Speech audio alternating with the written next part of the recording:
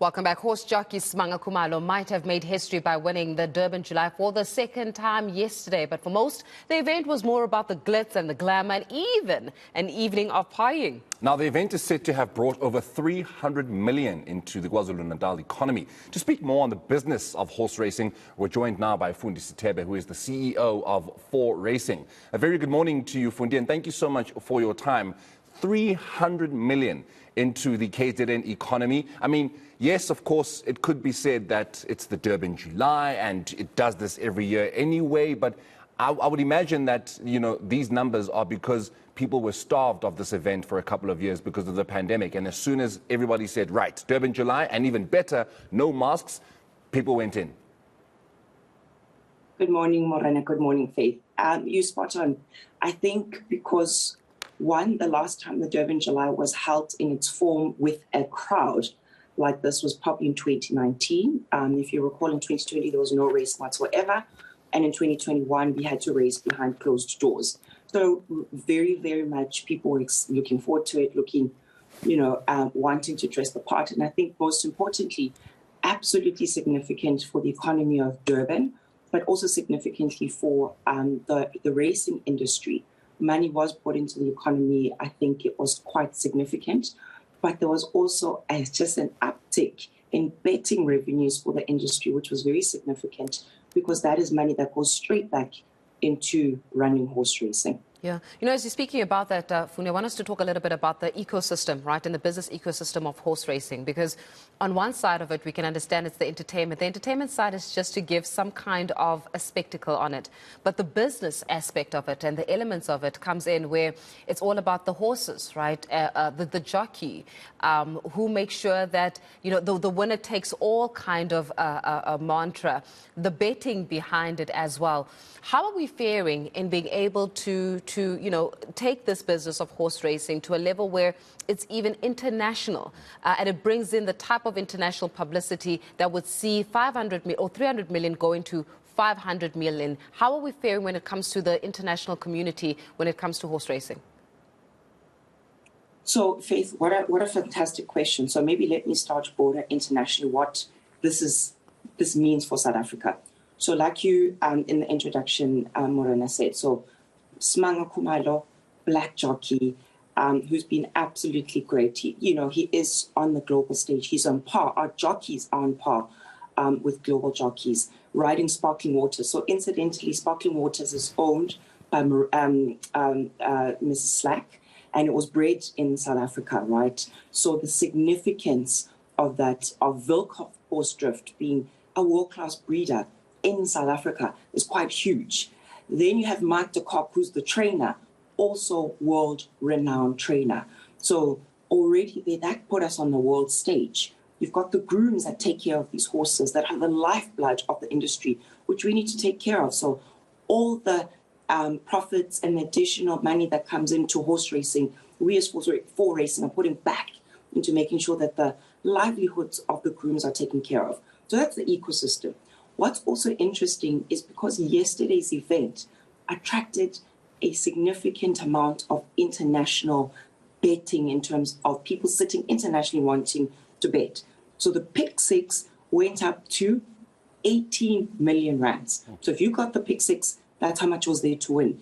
It was one, boosted by local punters, but it was also boosted by the international partners. So that speaks to the relevance of, yes, it's the Durban July, incredibly important, Africa's richest race, but it speaks to the quality of South African horse racing, the quality of the ecosystem. It's an internationally acclaimed and wanted product. So I think that it speaks to what we still need to do to garner industry support, etc. But for me, what was interesting, and Faith, like you said, it's all about fashion, it's all about the glamour. What we need to do is we need to get those people that are on course on the day, which were probably about 30,000 yesterday, that's the estimation I've got, to also put in a bet. So be part of the be part of the excitement. But know, just even one horse, know that there were 4 or 5 jockeys of color in the main race. That is significant. Know that, even the other jockeys, the Gavin Larinas, the Calvin Habibs, world-class trainers. So taken, interest in our sportsmen, Yeah. because every single is a sports person. Put in a bet, 10 rands, 20 rands, even 6 rands on our app, the Tab 4 Racing app. Yeah. That's all you need. Be in it to win it.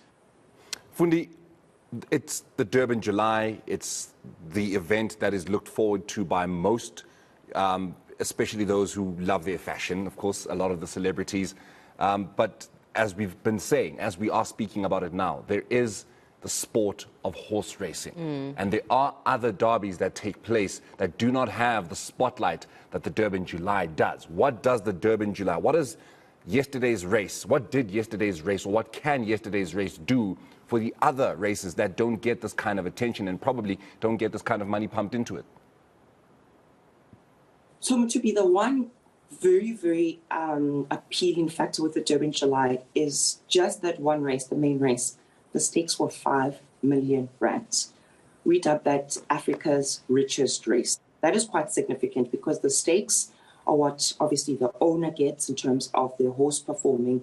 It's what incentivizes the trainer, it's what incentivizes the groom, even gets a percentage of that, as well as the jockey. So what we need to do as an industry, we need to get ourselves enough, enough interest, enough money, more than enough money to pump back into the stakes, because the stakes are what gets people buying into horses, whether it's fractional ownership, whether it's full ownership. That is your incentive to have a winning horse, because you'll get good stakes.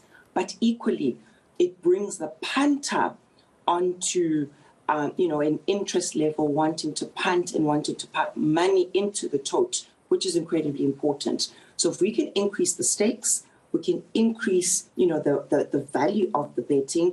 We can start to see more races like this. I mean, we've got the Summer Cup now coming in November in Johannesburg at Turfentine. I mean, Turfentine is probably one of the oldest racetracks in South Africa, also world renowned. So if we can get this momentum into the Summer Cup, we've already got, in the Western Cape, we've got the Queen's Plate, we've got the Met, and if we can get those and other, medium events, it could start galvanizing and start bringing an excitement and a level of engagement with horse racing that we previously haven't seen.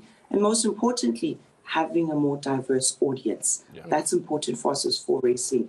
Demographics, transformation. It is the sport of the people, and we need to ensure that we bring all our people on board. I actually want to labor on that point a little bit, Fundi. Allow me, because, when you're speaking here about the diversity of horse racing, we also have to go to the historical context of horse racing in South Africa and how, to a large extent, I mean, if you're looking at it, it was selective, right? It was seen as for an exclusive, for a minority group of people, and the majority of the South African population were only spectators, or in such, as we're finding, that the ones that are there just to enjoy the meals, right? So how then do we start formulating this education? Because it sounds like a lot of education is needed around the ecosystem of horse racing, so that it's not just about fashion, because it almost appears as though the entertainment side is removed from the sporting side. It's like two worlds, even though they are in one space. But if the entertainment side were to participate actively and get skin in the game when it comes to the sporting side, surely can create that much more of an impact, because people will understand, why do we even show up at these events? Why do we dress up for it? What is so significant about horse racing? Just talk a little bit about the type of education, and maybe even a light into just some of the historical context of it that has made it somehow polarized, where then it presents an opportunity to actually be brought together. So here's an interesting fact, Faith. The Durban July is the most diverse audience in any racing event globally, right? So we can tap into something amazing in terms of ensuring that we bring in more diversity. The opportunity is there. The Durban July has proven itself. We just now need to translate that into other racing events. Now, here's the other fact. Me, having come into horse racing, being the CEO of 4 Racing for a period of 1 year, I've taken it upon myself to educate myself. So you start to know the jockeys, because guess what? A jockey is like an athlete. It's another Siyakolisi on a horse. You've got a Muzieng. You've got, Gavin Lerena from the Lerena family. It really is that simple. So we need to start educating. And as for racing, we need to also start to take that to the people. So you don't have to have grown up in racing. You don't necessarily have to know the deep-edged horse language that is spoken. A horse is an athlete. There's a jockey who's an athlete. There's a trainer like you've got in any sport. And there's money to be won. You win or you lose. So that storyline continues. And what we need to do, and then obviously there's a betting element. And yes, there's a quintella, and there's these fancy words about the betting product. But we're starting to build videos and tutorials around that. But I think it's important as the three operators within the country that we collectively put our efforts together to start going out of the words. It's called the sport of kings, deliberately, because it's been like that. And we need to say that anybody and everybody, kings, queens, princes, princesses, we all qualify. We can be a part of that. Start to educate ourselves. The other thing, what's important is we must also know that fractional ownership is possible. We don't have to own a full horse. I think right now I probably own part of a tail of one and a front left hoof on another. And that's exciting. It doesn't cost a whole lot, but you just owning and taking part, you're in it, you start getting involved, your horse starts to win. There's nothing much more exciting than seeing your horse over that finish line. It's thrilling, it's exhilarating, and it's fun. So we can all take part in it, but because, like you rightly say, we haven't given that storyline. And I said we've got the grooms. The grooms are such an integral part. They will tell you on a given day how your horse is performing because they know your horse better than anybody else. We can start bringing them to the forefront to tell their stories because they're big from the Eastern Cape, they're from the Free State, they're from all over the place, and they've grown up with horses in their respective communities. We bring that together, we really can truly become a cricket, a hockey, a football, and increase our relevance in South Africa and broader. Fundi, I have a lot of money some of which I don't know what to do with. I'm listening to you and you're giving all this information, but I'm just like, I'm really not interested. Just tell me how much money I can make out of this. Just tell me how lucrative this industry is. Horse racing. Forget all the glitz and the glam. I'm not interested in all the glitz and the glam and dressing up. Just tell me how much, if I want to get my money in there, what kind of monies are we talking? How valuable is this industry? Where do I even start? So, Motipi, for starters, let me give you, we've got Tab 4 Racing, our app, which is on www.tab4racing.com. You download that, and two things happen. When you are now a customer, you can go on there. We'll give you tutorials. We'll give you tutorials on how to place a bet, whether it's a win, a place, etc. How much money really is that simple, right? We've got a tutorial for you, and we circle and we just show you that. Second, the one thing that we did yesterday that we featured is you can share a bet. So if you know that there are good tipsters that are out there, and we've got a few of them on our database that generally tend to give you the winning formula. You don't even need to know on that day who's brilliant, you just copy that bet. QR code, download, you copy that QR code, you put in 10 bucks. It really is that easy to start, playing around with it. Over time, we're going to start giving detailed tutorials on how to take, more exotic bets, etc. But the app is available. You know that there's racing in South Africa 364 days a week. 364 days a year. We race every day except for Christmas. So essentially, you can start playing. You've got tipsters giving you tips. You can really, start winning from that perspective. But equally, we've got our DSTV channel 240, and in there we used to have tutorials. I did one about how easy it is to own a horse. We are available online to, answer questions on our website. But equally, I love taking people through to the training center, Rankiesfontein. You see the horses work in the morning. You speak to different owners. You speak to different trainers. There are different options.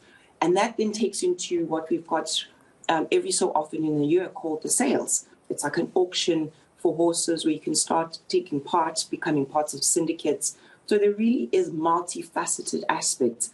And we are trying to take it out there and make it available to the public from an educational perspective, but we need to do more. equally, we need to take the sport of horse racing to our students, to our learners, because there's, equine medical aspects into the career. There's jockey, and there's a jockey academy. There's so much that we need to start doing, except not for the betting, to make sure that we just bring in our learners to start educating them and creating that awareness. So a lot is on the go. And we as For Racing have deliberately said that that's what we want to do, which has never been done by any of the operators. So we look forward to creating that hype, excitement, the hype, the awareness. But hopefully it'll start to reap its rewards soon. Yeah, I love the awareness of it as well. And I think that there's a real great opportunity here to start getting lots more South Africans to participate in it. It's a lovely sport. It's a sport of kings and queens, and aren't we all kings and queens in our own right? Thank you so much, Fundi, for your time this morning there. Fundi Sithebe, CEO of For Racing. Please buy me a horse.